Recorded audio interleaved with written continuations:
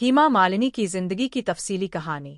हेमा मालिनी, जो अपने हसन, फनकाराना सलाहियत और क्लासिकल डांस की महारत के बाइस ड्रीम गर्ल कहलाती हैं, भारतीय फिल्म इंडस्ट्री की एक नामवर अदाकारा, प्रोड्यूसर, हिदायतकारा और सियासतदान हैं। उन्होंने अपनी शानदार अदाकारी, खूबसूरत अंदाज और मुनफरिद रक़्स की बदौलत बॉलीवुड में अपना अलग मकाम बनाया है। इब्तिदाई जिंदगी और तालीम।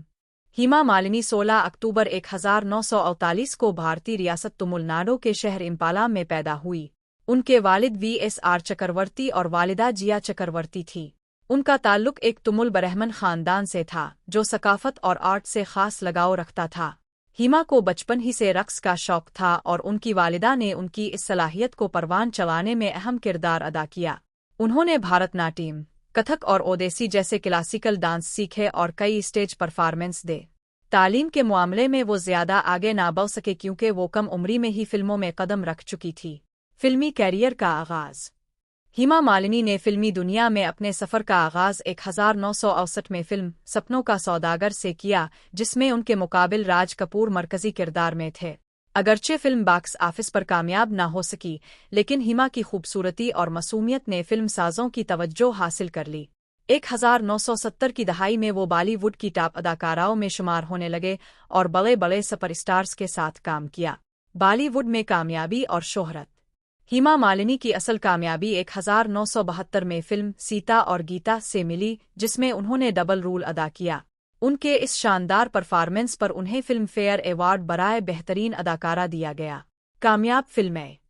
हेमा ने अपने कैरियर में कई सुपरहिट फिल्में दी, जिनमें शामिल हैं अंदाज 1971, सीता और गीता 1972, शोले 1975, जिसमें उनका बसंती का किरदार अमर हो गया, त्रिशूल 1978, क्रांति 1981, सुल्तान 1981, रज़िया सुल्तान 1983, बाग़बान 2003।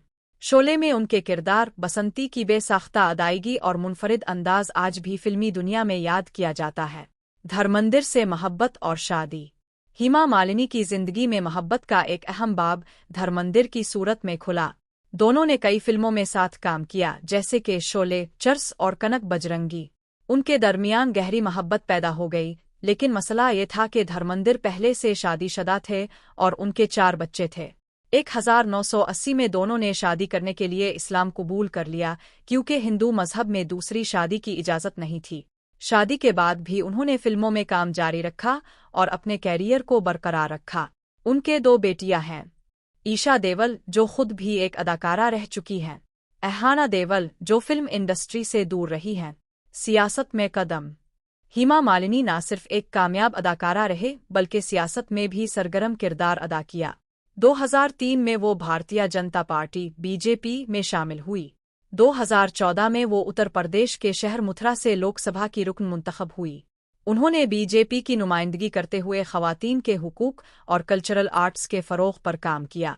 मौजूदा ज़िंदगी और विरसा। हेमा मालिनी आज भी रक़्स, अदाकारी और सियासत में फ़ाल हैं।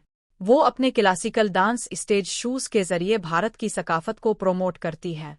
उन्होंने 2000 के बाद भी फिल्मों में काम किया, जैसे बाग़बान 2003, जिसमें उनका किरदार बेहद पसंद किया गया, वह लम्हे 2006, शम्मी ताबे 2015। नतीजा। हेमा मालिनी एक मुकम्मल फनकारा हैं, जिन्होंने न सिर्फ फिल्मों में बल्कि रक़्स, समाजी खिदमात और सियासत में भी अपनी शनाख्त बनाई है। वो अपनी खूबसूरती, टैलेंट और मेहनत की वजह से आज भी लोगों के दिलों में बसते हैं। बॉलीवुड में ड्रीम गर्ल का खिताब उन्हें यूं ही नहीं मिला, बल्कि उनकी मेहनत और काबिलियत ने उन्हें इस मकाम तक पहुंचाया।